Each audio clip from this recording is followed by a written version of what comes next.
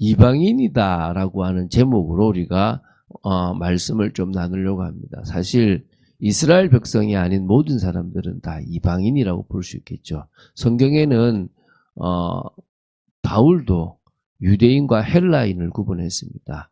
유대인과 이방인을 구분했다라고 봐도 되겠죠. 오늘 또 그래서 고린도전서 12장 2절에 보면 이렇게 나옵니다. 너희도 알거니와 너희가 이방인으로 있을 때에 말 못하는 우상에게로 끄는 그대로 끌려갔느니라. 고린도전서 12장 2절 말씀. 그러니까 이 고린도 교회 성도들이 이방인으로 있을 때에 불신자로 살아갔을 때에는 말 못하는 우상에게로 끄는 그대로 끌려갔느니라. 그러면 이 이방인이라고 하는 것은 한마디로 불신자, 하나님과 상관없는 그런 모습이라고 보시면 되겠죠. 자, 그 내용을 조금 한 번 더 보겠습니다.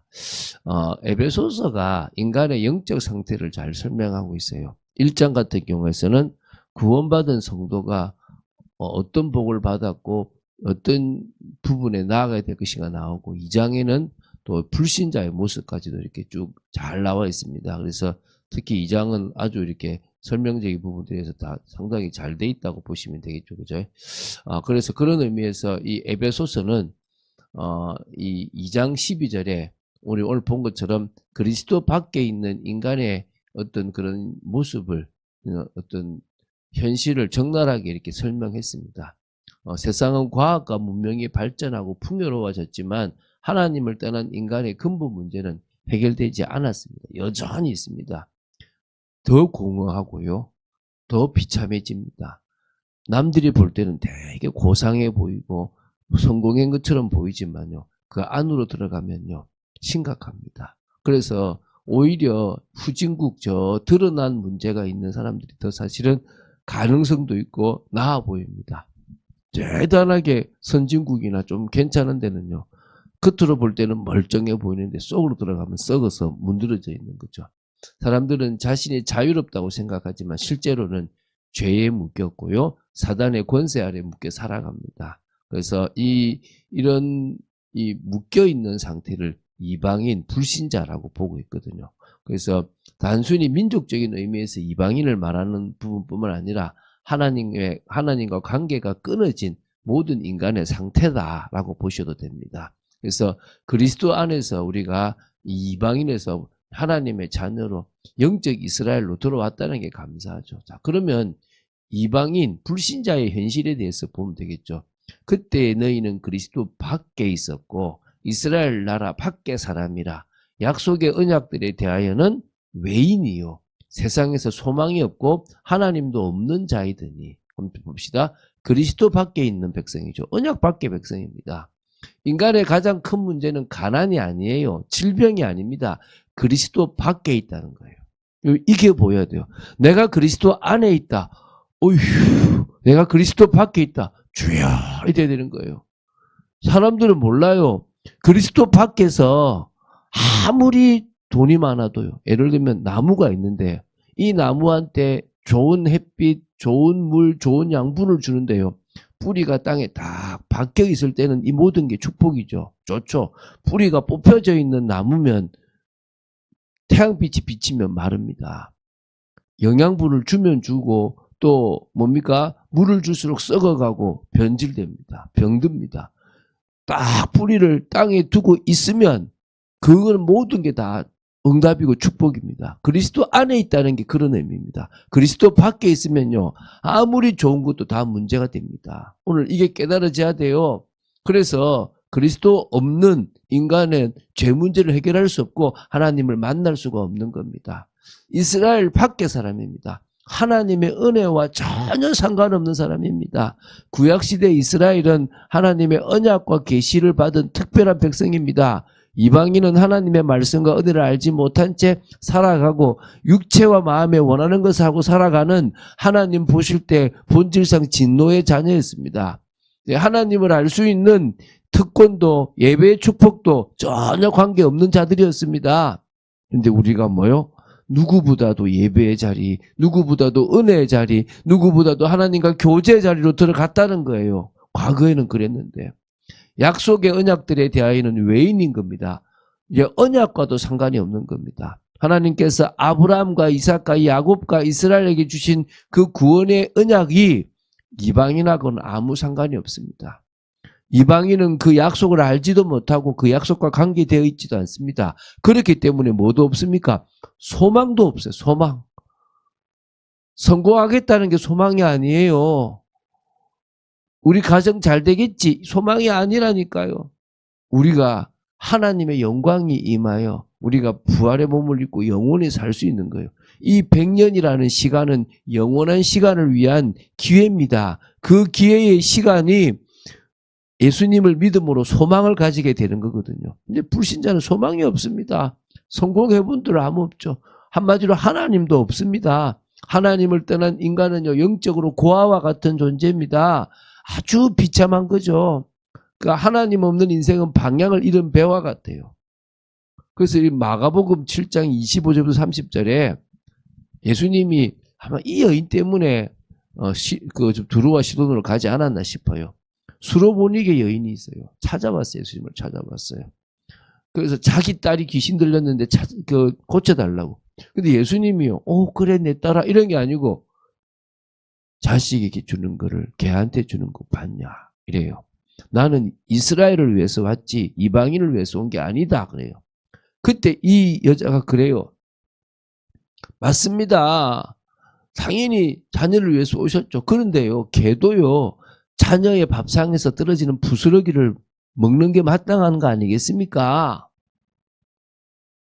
그때요, 예수님이요, 그 여인의 소원을 들어주셨어요. 이만한 믿음이 이스라엘에도 없다는 거예요.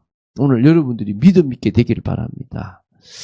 자, 그래서 우리가 정말 이런 현실적으로 하나님을 떠나서 비참한 상태예요. 하나님의 진노 아래 있는 자들입니다. 로마서 1장 18절부터 32절에 나오죠.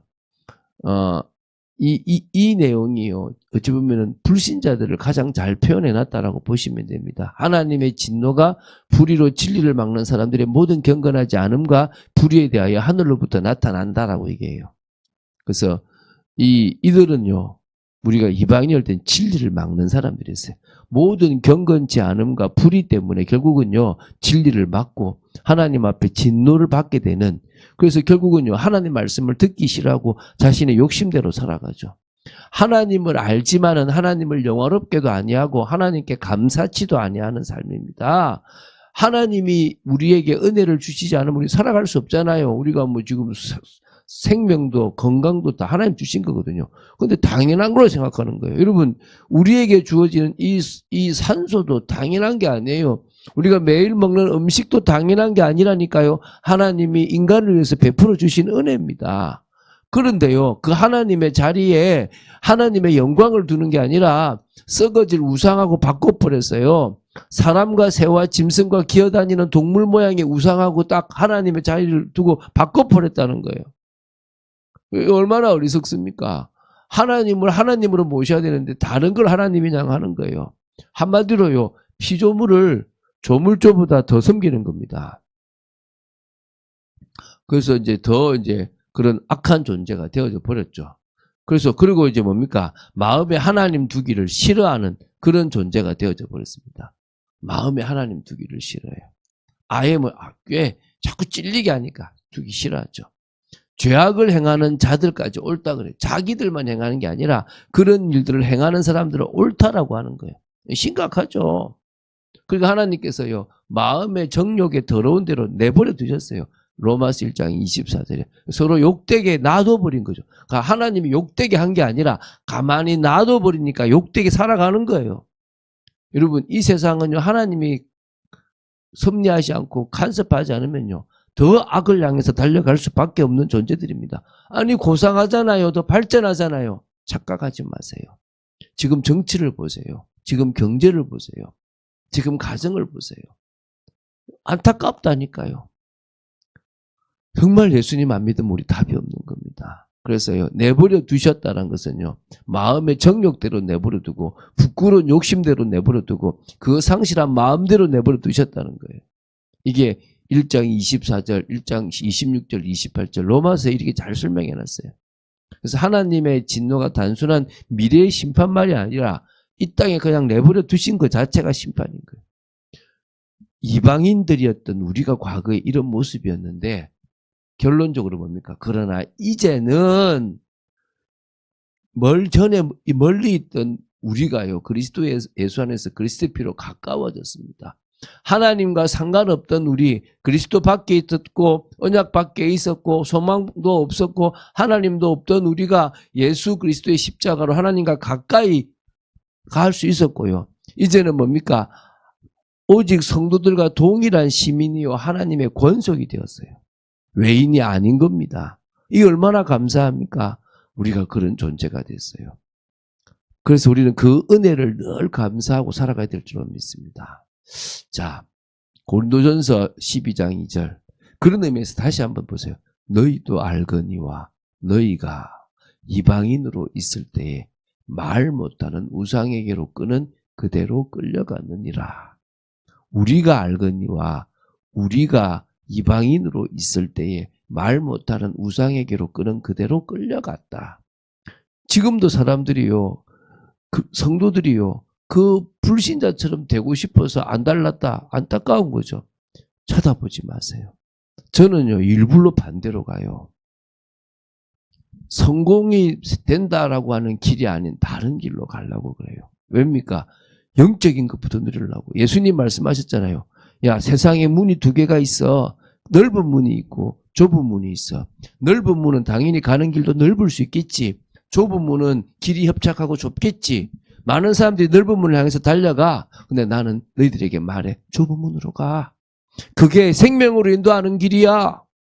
근데요, 이 길로 가다 보면요, 나중에 더 하나님의 응답이 오게 돼 있습니다. 그런 축복을 누린 여러분 되시기를 주 예수 그리스도 이름으로 축원드립니다. 주는 그리스도시여 살아계신 하나님의 아들이심을 고백합니다. 오늘도 말씀 속에 있는 저희들이 되도록 지켜 주시옵소서. 감사드립니다. 정말 저희들이 이제는 외인도 아니고 그리스도 안에 권속자로서 하나님의 백성으로서 살아가게 된 것에 대해서 감사하는 저희들 되어지기를 원합니다. 주 예수 그리스도 이름으로 기도드립니다. 아멘.